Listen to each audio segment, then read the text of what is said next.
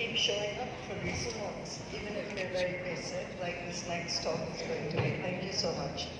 Thank you. So we're going to talk about the Birads lexicon, and as Juliet just said, you don't need to take notes. This is all in the Birads lexicon and the Birads manual. I'm going to mainly focus on the 5th edition of the Birads manual and the guidelines from that 5th edition. A special thanks to the ACR Birads Committee for many years of very hard work on creating an extremely well-written and exhaustive document, and Dr. Carol Lee, who's here, is part of that committee. So before we had Birads, radiologists who did breast imaging all spoke in their own language, and they described findings in very subjective ways based on their own experience. I don't literally mean they spoke in their own language. Even when they were speaking, say, in English to each other, they would describe things very subjectively, like a mass could be described as, well, it's sort of the shape of a pear, and its margins are a little bit fuzzy, like a peach or something. There were a lot of food analogies, a lot of analogies to plants and trees and whatnot, but what this led to was confusion. And so the American College of Radiology put together a committee in the early 90s to develop a more standardized, uniform way of describing findings on breast imaging. And this led to Birads, or Breast Imaging Reporting and Data System. This is providing us a standardized language, including very specific terms to describe certain findings that we see on breast imaging, whether it's mammography, ultrasound, or MRI now. All three modalities are covered in great detail. This standardized way of describing the findings we see helps us with audits and outcomes analysis. It has now been in use for over 2 decades, and it has proven so extremely useful that many other subspecialties in radiology are developing their own RADs. For instance, there's TIRADs, PIRADs, LIRADs for thyroid, prostate, and lung cancers and diseases being worked on, some of them already in use. For Birads, we're now in the 5th edition, which was published in early 2014. It's called the 2013 edition. This is the 5th edition for mammography, but the second time that revisions have been made for the ultrasound and MRI portion. It has been translated into 8 languages or more at this time. The current edition, the 5th edition that we are using now, contains more than 1,000 PubMed citations, and there's an online version available. So it's all extremely well researched and evidence-based, and that's what the cover looks like. So overall, the newer features in the current edition, which I keep referring it to as the new edition, just shows you how old I am, because I used the old edition for many more years, but this has already been over 5 years that we've been using this one, which is primarily web-based, which is great for global use. It has more parallel terms between the 3 modalities, so terms are used in a very parallel and more reliably uniform manner between 3 modalities. There's evidence-based justification for whatever is recommended. The lexicon also clarifies management for some selected terms that was not so clear on the previous edition. Reporting includes now cutoff points for the positive predictive value of certain Birads assessments, the detailed ones specifically. Birads 4 categories A, B, and C, the cutoff points are now included. And then the assessment and management are now allowed to be what we call decoupled, which means that your final assessment category might be, say, Birads 3, because you think that whatever you're looking at is most likely benign. It only has a less than 2% chance of being anything of concern. But if the patient is anxious or she has symptoms like from a very large and tense cyst, the patient can still have aspiration or sometimes even biopsy. So that your final assessment category may say 3, but you can add a statement that due to patient's preference or per referring doctor's preference, biopsy can be considered or aspiration can be performed. So the decoupling of the final assessment category and the actual management is now acceptable. The new features are listed. There's a chart in the manual that compares the 2003 Birads recommendations versus the current ones, just so you can make sure you're using the correct ones.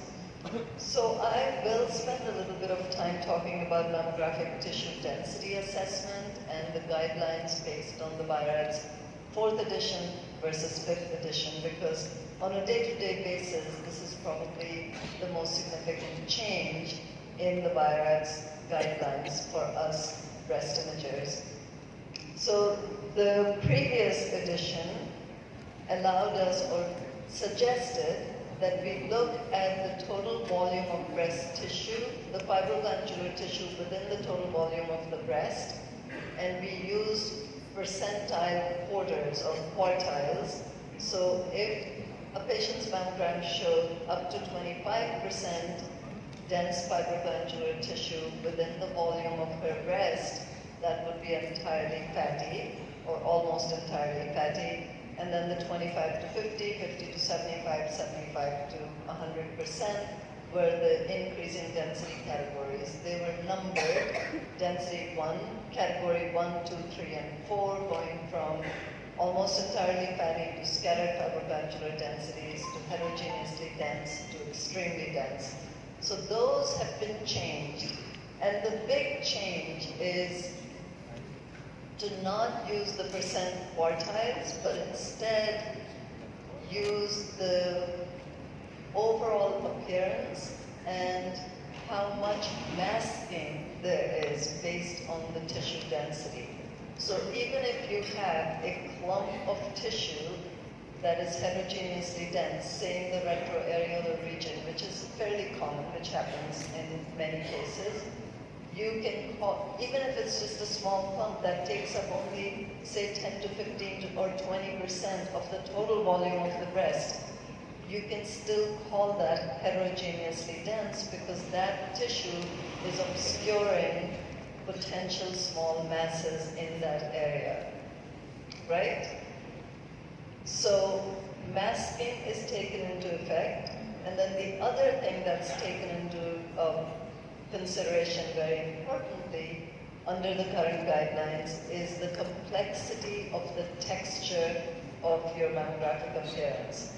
And I find this very useful because, as you know, mammograms have women show very different appearance to their breast tissue. Within each category, you can have a heterogeneously dense breast that looks very, very different one from the other to the other. There are many shades of gray, so to speak. And some heterogeneously dense tissue breasts will have a very flowing, smooth pattern, and you can kind of see through that tissue, while others will have a very nodular and busy pattern. And then if you add calcifications and small masses to that, or multiple small cysts, it becomes very complex. And that's referred to as textural complexity. And that allows you to adjust your density categorization on visual inspection. So here are some examples. This is very easy. The breasts are almost entirely fatty, right? This one is a good example of scattered fibroglandular densities. Moving on to heterogeneously dense tissues. Again, heterogeneously dense. Some people may call this extremely dense, others may not. Especially if you take into consideration the complexity of the texture. No one would argue with this one. It's extremely dense, right? So some cases are fairly straightforward, but then what about these three? for example, I might call all three of them simply heterogeneously dense. Within each category, there is a range, and you've seen many of these cases. But what you might be able to do now with this range of complexity is that it's easy to call this one heterogeneously dense, but you might want to upgrade one of these or both of these to extremely dense, taking into account the masking effect of the busy tissue texture. So there is a summary of the 4th edition versus 5th edition tissue composition findings, basically just what I've been talking about. The Birads manual also includes screening and diagnostic benchmarks, which are really important to keep sort of in the back of your mind if you're running your breast imaging division, because you want to do outcomes analysis and audit your own practice on an annual basis. You want to make sure you're falling within those benchmarks, because they've been shown to be sort of the appropriate way we practice these days. How about within the ultrasound section of the Birads manual? What changes have occurred there in the new edition? Basically, there's more detailed information recommending actual transducer frequencies that should be used in the breast composition descriptors, which in ultrasound are basically homogeneous versus heterogeneous. And the heterogeneous category is used when, generally in younger women, when there's a lot, or sometimes definitely not so uncommon in women of any age where tissues are very complex. It's sort of the same thing as mammography texture. In ultrasound, you can also have a lot of complexity and areas that cause shadowing, whether it's from Cooper's ligaments or cyst edges or whatever. The description of different kinds of cysts has changed. We used to have simple cyst, complicated cyst, and complex cyst, and now the complicated cyst is not a descriptor we should be using. We either have a simple cyst or we have a complex cystic and solid mass. And within the cystic and solid mass, you want to look at whether the cyst has a thin wall, whether there are septations, and the septations are very thin versus thick septations, thick walls, neuronodularity. As you increase in complexity and thickness of the wall and the septations, you increase in your likelihood of malignancy. Elastography is now included in the current Birads manual. There are specific descriptors included, and I'll talk a little bit about that later. And then Birads 3 has a more extensive discussion section. So again, the ultrasound Birads lexicon parallels the mammography one. There's overall echo texture, which is homogeneous versus heterogeneous. Masses, when you find a mass on ultrasound, as usual, and in all three modalities, you describe the shape, margins, orientation, and then in specific to ultrasound, you also want to describe the boundary or the transition zone between the mass and the adjacent tissue. So it's not just the margin, but also boundary zone is distinct from margin. The margin has the same descriptions as we were used to, which would be indistinct, spiculated, microlobulated, etc. But the transition zone or lesion boundary is slightly different. And then the echo pattern obviously is only specific to ultrasound, hypoechoic, anechoic, echogenic, and posterior acoustic features also seen only in ultrasound. Effect on the adjacent parenchyma, whether there's architectural distortion, edema, or skin changes. Sometimes you may see calcifications on ultrasound, especially within a malignant-looking mass. Vascularity, again, whether it's within the mass, peripheral, adjacent to the mass, in the surrounding area, etc., should be described. There are special cases, I won't read that list, but these are all included in the lexicon now. Here's an example. A 38-year-old, right breast swelling. She came in saying, my breast doesn't feel right, it's all swollen. And she told us that 2 months earlier, she had gone to her local hospital where they did a biopsy. And where she had a surgical excisional biopsy for something that turned out to be benign. But now 2 months later, she has a swollen breast, and this is what we found. So you can think about how to describe this. It's a complex, primarily heterogeneous anechoic mass with multiple maybe septations. By appearance, you might think about a hematoma or a seroma, knowing that she had surgery 2 months earlier, and that's what we thought it was, and we said, we wish she should just come back, this will probably resolve over time, we will check her again in a few months. Birads 3 is the recommendation for short interval follow-up. It's usually 6 months, but you can vary it in cases, in special cases where you think it's a post-surgical complication or post-traumatic event. You might want to bring the patient back sooner than 6 months to confirm that this was benign. You can also, if the patient is really having a lot of pain or other symptoms or mastitis, symptoms which she didn't have, you may consider aspiration for something like that. This was just a post-surgical collection. Here's a 39-year-old who came in saying she had something palpable, and you can see our little triangle marker identifying the site of palpable lump and an obvious lump, right? That's the MLO views, and I think I showed you the CC views. Again, corresponding very well to the identifying marker on the skin is a equal density oval round mass with what looks like circumscribed margins and no associated calcifications or architectural distortion. What would be the next step? Ultrasound, right? I think I heard someone say that. That's what we would do. So how would you describe this? This is what she had. So complex, solid, and cystic mass, exactly. It looks a little bit maybe anti-parallel, it's hard to tell, and there's some prominent vascularity. Now what do we do? What's your Birads final category assessment? Exactly, Birads 4. Do you use A, B, and C subcategories here? No. That's fine. No worries. Birads 4, we totally agree. So we gave it a Birads 4B. We are used to doing that. It doesn't matter.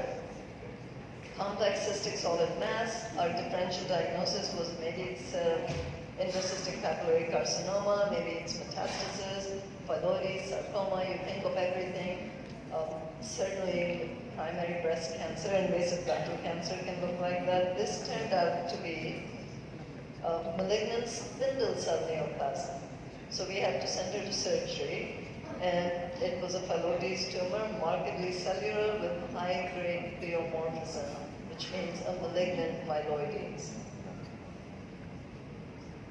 This 61-year-old had a right breast cancer for which she had breast-conserving treatment, so surgery and radiation 10 years ago, and now she came in saying she has a palpable lump, and this this BBE right there is the site of her palpable lump. You can kind of see it, if I can get this to move right there on the MLO view. We did spot compression views of the palpable area, showed no definite mass. There is some increased density there, but nothing with discrete margins. So of course we took her to ultrasound and found this small thing. Now how would you describe that? So remember, shape, margins, echogenicity, posterior acoustic features, orientation, all of those have to be described. So this is sort of an irregular shape with indistinct or microlobulated margins. It might be parallel, it's a little hard to tell because in the two planes it looks slightly different. It is hypoechoic, and for some reason I decided to do turn on elastography, and this is what it looked like. How many of you use elastography here? Very few people. Juliet uses it, and she probably recognizes this sign, which is the trilaminar sign, where you get layering of the three colors, the blue on top, then the green, and then the red.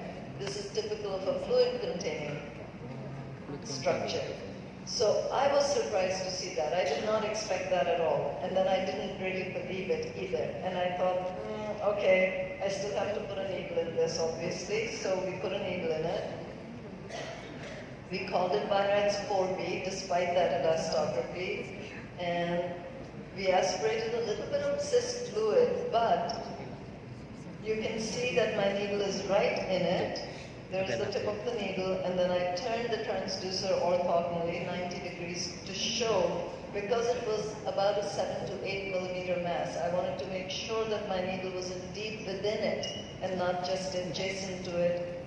You know how sometimes in this plane you can have the needle right at the wall and it's not inside the mass? So I was trying to prove that it was inside the mass.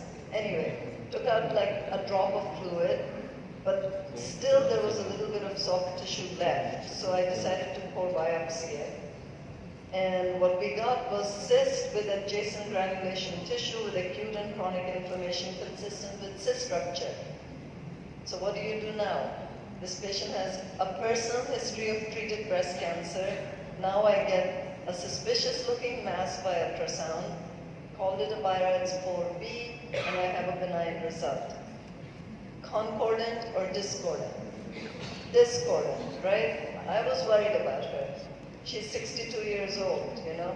So we sent her to surgery and it turned out to be the same chronic inflammation.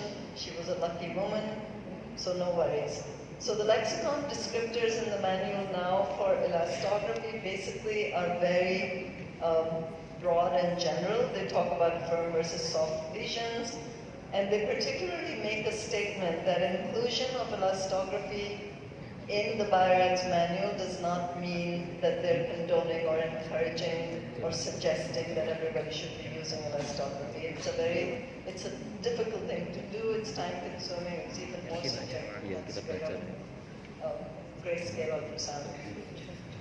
So, moving on to MRI specific Birads, background parenchymal enhancement is the big, newer, more detailed area that you need to pay attention to. There are also sections on non-enhancing findings, there are implant description and evaluation sections, and a guidance chapter that's really, really important that covers all modalities and it's extremely helpful. So if you're going to read anything as maybe a supervisor of a breast care breast team, imaging team, the guidance chapter would be a good one to look at. Dr. Sughra, Okay, thank you. So I'm going to zip through the background parenchymal enhancement. MRI, you need to describe the fibroglandular tissue composition. It's the terms parallel the mammography terms. So background enhancement is the physiologic enhancement of normal breast tissue. You assess it on some of the early post-contrast dynamic sequences. It generally progresses over time, generally symmetric, can be asymmetric. Background enhancement is sensitive to hormonal influences, so it changes in women in reproductive years according to what portion of the menstrual cycle they're in. It does not necessarily follow the amount of fibroglandular tissue. They're different things.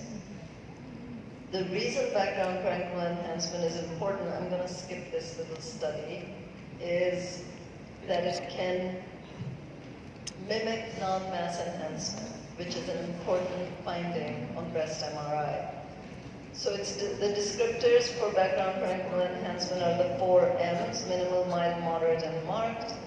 And you need to take into account overall volume, and then there are descriptors for actual patterns that are being worked on. We don't have enough data to have actual pattern descriptors yet in the manual. So these are just examples, minimal, mild, moderate, and marked. The example on the right-hand corner, bottom, you can see how asymmetric it is. It's because this patient had radiation treatment to the breast that's not showing any background enhancement, and that's pretty typical. So again, lots of variation occurs. This patient is an example of having patchy enhancement in one part of her menstrual cycle, and then we brought her back in between day 7 and 10, and her breast tissue was very quiet, and that happens typically. Foci of enhancement on MR, you're probably familiar, it's a dot of enhancement, usually benign. The term foci may go away because the theory is that if you have one focus, you might worry about it, but there are multiple bilateral foci usually just background enhancement. Sorry, doctor. Okay, done? Thank you. All right. There's a lot of detail, it's all in the manual. So, thanks for your attention. Yes, thank you very much.